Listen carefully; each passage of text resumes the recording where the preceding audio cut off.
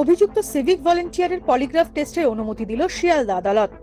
এবার অভিযুক্তের সম্মতি মিললে আরজিকর হাসপাতালে মহিলা চিকিৎসককে ধর্ষণ এবং খুনের ঘটনার তদন্তে অত্যাধুনিক পদ্ধতি অবলম্বন করতে পারবে কেন্দ্রীয় গোয়েন্দা সংস্থা। অভিযুক্ত গোয়েন্দাদের আদৌ সত্যি বলছে কিনা তা নিশ্চিত হতেই পলিগ্রাফ টেস্ট করার প্রয়োজনীয়তা অনুভব করেছে সিবিআই। সেই মতো তারা আদালতে আবেদনও করে। সোমবার সেই অনুমতি দিয়েছে আদালত। আরজিকর হাসপাতালের ঘটনায় ধৃত অভিযুক্ত সিভিক ভলেন্টিয়ারের সম্মতি মিললেই এগোবে প্রক্রিয়া। কি এই পলিগ্রাফ টেস্ট, কি বলছেন ফরেনসিক মেডিসিন বিশেষজ্ঞ তথা মেডিকেল কলেজ হাসপাতালের প্রাক্তন অধ্যাপক অজয় গুপ্ত।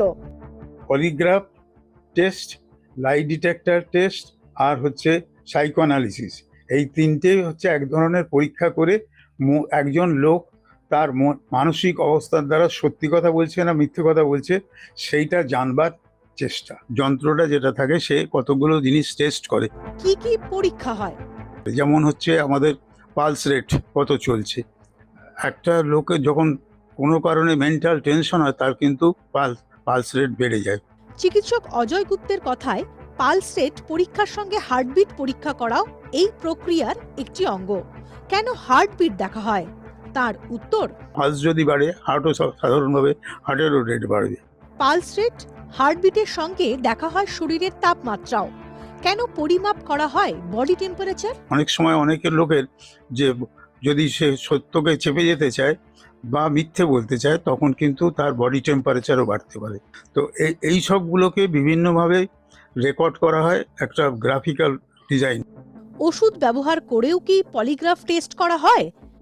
এই ওষুধ দিয়ে করার ব্যাপারটা নিয়ে অনেক দ্বিমত আছে যে এটা একজন লোকের আমরা সত্যি কথা মিথ্যে কথা সেই যাই বলুক না কেন জানবার জন্য তাকে একটা ইঞ্জেকশন দিচ্ছি, সেটা কিন্তু সে কনসেন্ট যদি না দেয়, উইদাউট কনসেন্ট করলে কিন্তু সেটা একটা অপরাধ হয়ে যাবে। প্রথমেতে কোশ্চেন অ্যান্সারের মাধ্যমেতে প্রথম করা হয়, তারপরে যদি এটাকে আরও আর ব্যবস্থাগুলো বুঝতে পারার জন্য যে কি তার মনের মধ্যে হচ্ছে সেইটা জানার জন্য অনেক সময় এরকম ওষুধপত্রের ছোট কোনো ওষুধে যেমন হালকা একটু ঘুমের ভাব আসে, হ্যাঁ, যেন একটু ঝিমুনি ভাব আসবে দেওয়ার পরে, এবং তখন যখন প্রশ্ন করা হবে তখন সে উত্তরগুলো হয়তো সাধারণভাবে সত্য উত্তর দেবে। আগে হয়তো একবার একই প্রশ্নের উত্তর আগে হয়তো দিয়েছে একটা মিথ্যে উত্তর দিয়েছে, কিন্তু এখানে হয়তো অন্য ধরনের একটা উত্তর করছে।